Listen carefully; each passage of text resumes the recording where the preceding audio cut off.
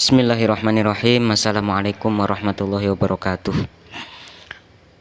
Buat teman-teman yang keluarganya ada yang sakit, semoga disehatkan dan diperbanyak kesehatannya sama Allah Subhanahu wa taala.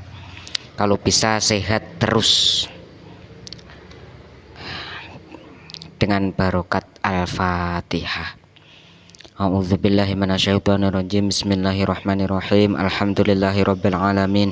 Arrahmanirrahim. Maliki yaumiddin. Iyyaka na'budu wa iyyaka nasta'in. Ihdinas siratal mustaqim. Shiratal ladzina an'amta 'alaihim ghairil maghdubi 'alaihim waladdallin. Amin.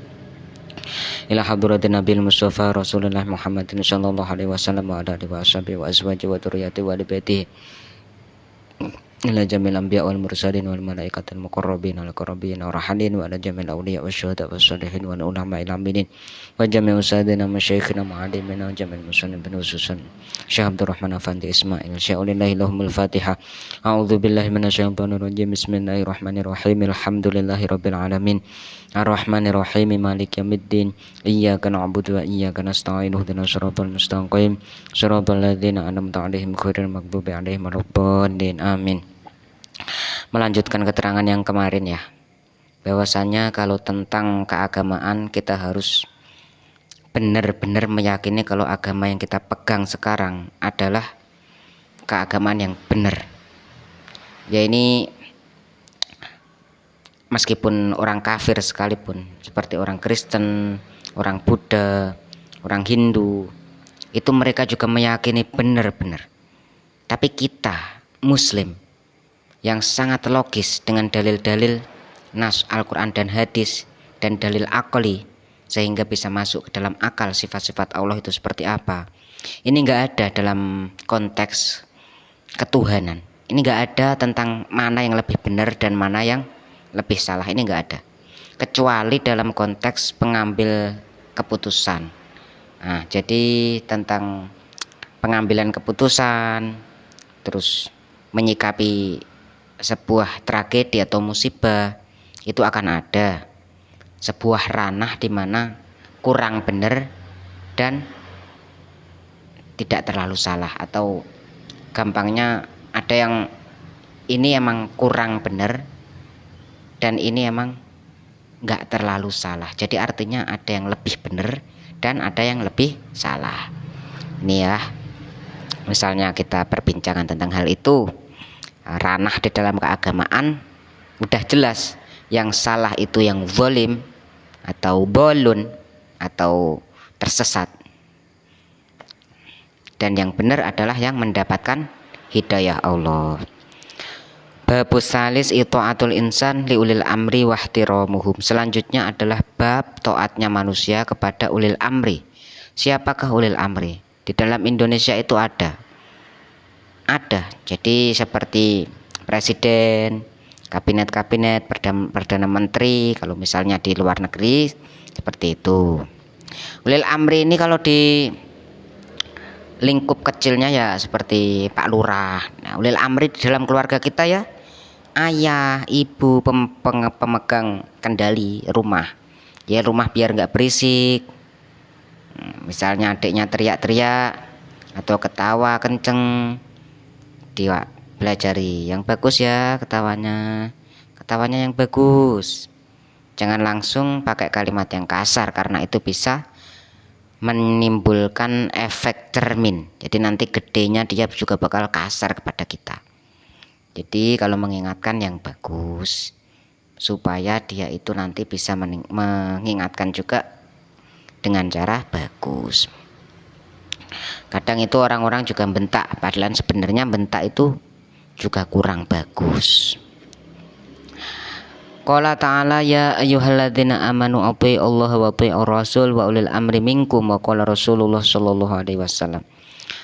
Jadi hal yang paling dasar itu sebenarnya mendidik ya dari kecil. Soalnya hal yang dasar itu nanti bakal menimbulkan pondasi, sistemnya itu pondasi. Jadi kalau anak kecil udah dipelajari baik-baik, nanti gedenya insya Allah dia akan lebih bisa menopang hal-hal baik.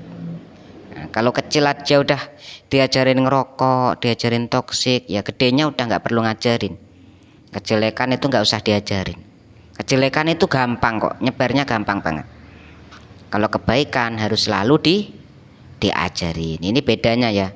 Karena kejelekan, kemaksiatan itu udah sesuai dengan naluri nafsu.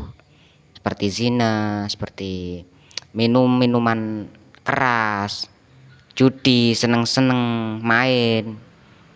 Itu kan enak. Nah, sesuatu yang bersifat enak itu nggak usah diajarin. Yang diajarin itu gimana seseorang beribadah tapi rasanya enak, ngaji tapi rasanya enak. Nah, yang diajarin seperti itu. Nah, ini zaman sekarang ini ngaji sudah rasanya udah empet-empetan saja. Ini ngalamat ini. Ngalamat apa? Ngalamat jauh dari rahmatnya Allah. Padahal segala sesuatu itu bisa dinikmati, itu bisa. Sama halnya kita waktu sakit parah, kita bakal merindukan hal yang biasa-biasa saja. Ternyata ngomong nggak bibir sariawan itu enak. Nah, itu kerasanya ya waktu kita sariawan. Seperti itu contohnya ya. Alhamdulillah, semoga yang diberi cobaan sakit semoga segera sembuh. Amin ya rabbal alamin. Ya ayyuhalladzina amanu athi'ullaha wa athi'ur rasul wa ulil amri minkum. Jadi Allah ini menyuruh orang-orang yang beriman. Siapa itu orang yang beriman, Bang?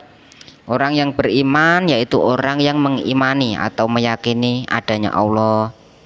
Orang yang percaya utusan Allah, segala yang disampaikan utusan Allah itu nggak pernah bohong, nggak pernah dusta, nggak pernah salah. Orang yang percaya akan adanya malaikat Allah, orang yang percaya dengan kitab-kitab Allah, kitab Al-Quran kalau di zaman sekarang ya. Terus orang yang percaya dengan takdir Allah atau kodok kodar Allah, kodok kodar Allah, baik takdir baik maupun takdir buruk. Jadi kita bisa positif, tapi kita juga harus percaya kalau hal-hal yang nggak sesuai sama pikiran kita yang bagus itu adalah ketentuan Allah. Jadi contohnya ini, orang yang beriman itu ya orang yang santai, orang yang rileks. Berhasil dia bersyukur, kalau nggak berhasil dia bahkan lebih kuat lagi. Dia bakal lebih kuat lagi karena dia yakin cobaan itu didatangkan dari Allah itu bukan untuk menghancurkan hambanya, tapi diciptakan untuk memberi pahala yang lebih tanpa kita bersusah payah untuk beribadah. Seperti itu ya. Nah, sholat lima waktu tapi wajib itu, maksudnya itu beribadah sunnah. Nggak perlu ibadah sunnah tapi derajatnya kok naik terus. Ternyata dia sabar dalam menghadapi cobaan.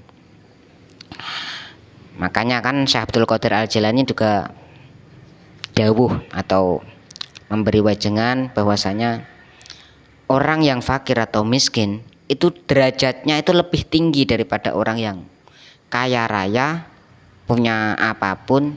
Meskipun dia bersyukur ya, meskipun dia ini beribadah 24 jam, tapi derajatnya itu masih kalah sama orang miskin yang bersabar. Lah karena apa, Bang? Ya karena orang miskin ini sangat mepet banget sama sifat kufur. Ini miskin kalau nggak kuat jebret gitu, langsung dia itu menyalahkan takdir, menyalahkan Tuhan. Nah, inilah keunggulan orang-orang miskin. Tapi di Indonesia ini terbalik, jadinya yang ada malah orang miskin direndahkan. Padahal ciri-ciri orang yang derajatnya lebih rendah daripada kita ya orang yang merendahkan itu. Ini sangat lumrah ya. Orang kalau merendahkan kita, nggak usah kita rendahkan. Itu artinya itu derajat kita itu lebih tinggi daripada derajat orang yang merendahkan itu. Yang penting kita tetap berada di jalan syariat. Qala Rasulullah as-sam'u wa ta'atu haqqun 'alal mar'i al-muslimi fima ahabba au kariha malam yu'mar bi ma'siyatin. Jadi kita harus taat kepada pemerintah selagi pemerintah itu enggak melarang kita buat ibadah. Nah, misalnya sholat kita dilarang, nah kita itu harus berontak. Misalnya kita disuruh untuk melakukan kemaksiatan, kita juga harus melawan. Misalnya pemerintah omongannya kotor-kotor, ya kita nggak wajib dengarkan. Nah, kalau dia mengasih edukasi, dengarkan. Misalnya sungai kotor, bersihkan karena menyebabkan banjir meluap seperti ini, dengarkan. Ya mungkin orang Indonesia ya, didengarkan saja. Terus habis itu lupa. Nggak apa-apa, yang penting didengarkan. Habis itu nanti ya semoga bisa dijalankan. Selagi pemerintahan itu nggak macam-macam, intinya kita harus taat.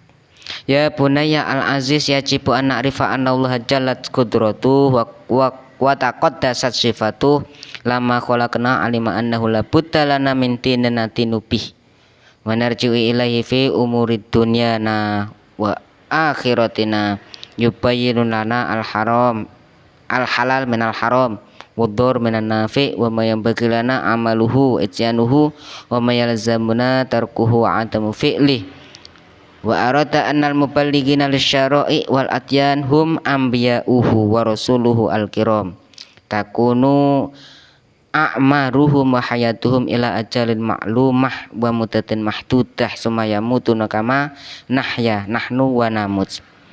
Jadi setelah Allah mengirimkan utusan untuk menjaga kestabilan dunia atau alam agar tidak saling menghancurkan, Allah itu paham kalau manusia itu beberapa dari yang lain itu bakalan ngeyel, bakalan tetap susah diatur.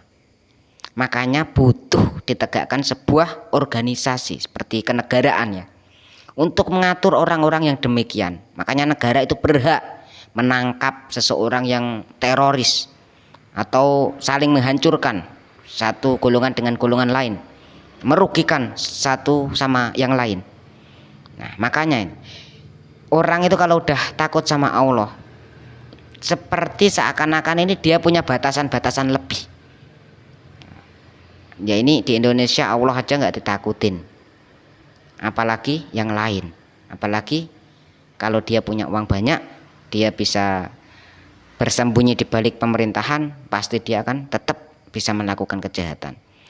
Tapi negara yang tegas, dia juga akan berani menindaklanjuti sebuah kerusakan meskipun itu ada pada di dalam pemerintahan itu sendiri.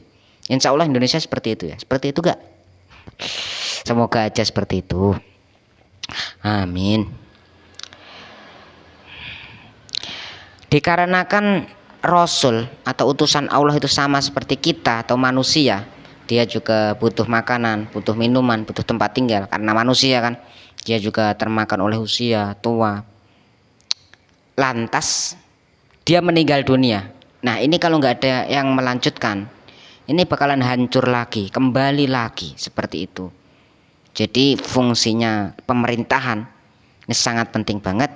Makanya Allah berfirman, taatilah Allah, taatlah kepadaku yakni Allah, taatlah kepada Rasul atau utusan Allah, kemudian taatlah kepada pemerintahan. Wa qaddara annahu la budda li baqa'i wa mihadil hayatid dunya wa hifdzil adyan wal amal. Jadi keberadaan pemerintahan ini juga mempertahankan sistem keagamaan.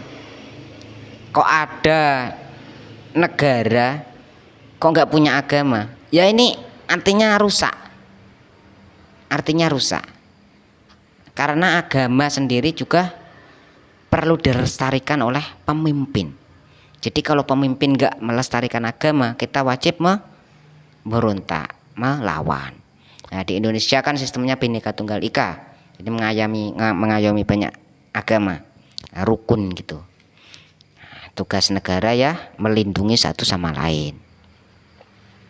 Karena kita sebagai orang Islam yang jihadnya sudah selesai, maka sistemnya juga harus toleransi. Toleransi ya sebatas kita tidak mengganggu yang lain, udah cukup itu udah cukup itu. Wal amali bima atas bihir rusul, minal amri fima yanfa'uhu wan nawahi fima yadhurruh. Dan kembali menjalankan sebuah kelestarian budaya yang mana yang bermanfaat itu dilestarikan. Budaya yang enggak manfaat sebaiknya ditinggal, apalagi membahayakan. Ini kan masih banyak kayak budaya-budaya misalnya carok, menyelesaikan masalah dengan saling membunuh. Ini kan sangat bertentangan dengan syariat Islam dan lebih condong ke primitif. Ini alangkah baiknya dihapus. Nah, seperti ini negara.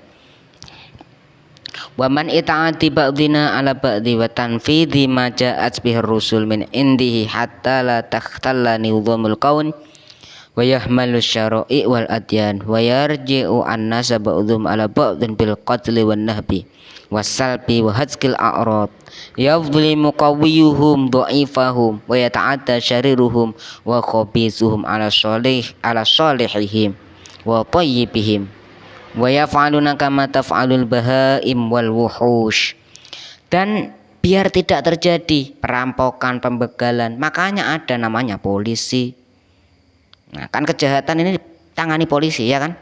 Kita juga tinggal melaporkan saja, tidak bayar. Alhamdulillah. Bayar nggak di Indonesia? Oh, yang bilang bayar siapa? Nggak bayar. Polisi itu baik banget. Amin. Jadinya kelestarian keamanan ini ibadah nanti juga bakalan lancar, nggak resah. Orang kalau mau ke masjid motornya hilang, akhirnya nggak ke masjid. Nah, tugas polisi itu mengamankan